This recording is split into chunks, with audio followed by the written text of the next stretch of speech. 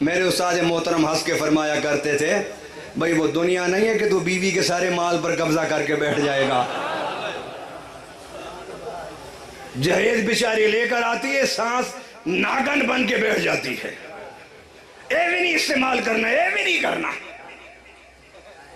بھائی جس کا مال ہے اسے کرنے تو استعمال۔ کیا بات ہے، کیا بات ہے۔ اپنے گھروں میں آنے والی بیٹیوں کے پیار کرو، تاکہ تمہارے گھروں سے تمہاری بیٹی جب دوسرے گھروں میں جائیں گی تو بی بی فاطمہ الزہرا کی نظر۔ اللہ، اللہ اکبر، اللہ اکبر۔ اپنی بیٹیوں کے زیادتیوں پر آنسو بہاتے ہو اور دوسروں کی بیٹیوں کی جگر اور کلیجے پھاڑ دیتے ہو باتیں کر کے۔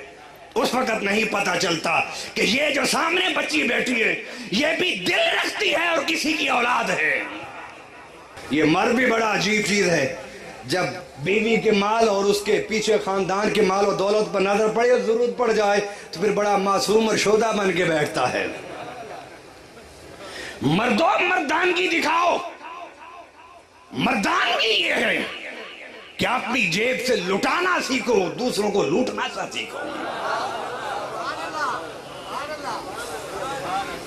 آج تم اپنے بیٹوں کو ترازو کے ایک پلڑے میں رکھ کے مطالبہ کرتے ہو کہ دوسرے پلڑے میں جہیز رکھو، فریج رکھو، اے سی رکھو، گاڑی رکھو، بیڈ رکھو۔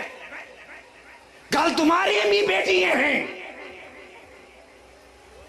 تمہاری بھی بیٹیاں ہیں، جب ان کے رشتوں کے لیے لوگ آئیں گے تو وہ بھی پھر ایسے ہی کریں گے۔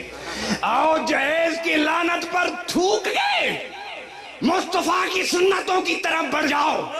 تم دوسروں کے لیے سہولت پیدا کرو، اللہ تمہارے لیے سہولت پیدا کرے۔ اللہ اکبر۔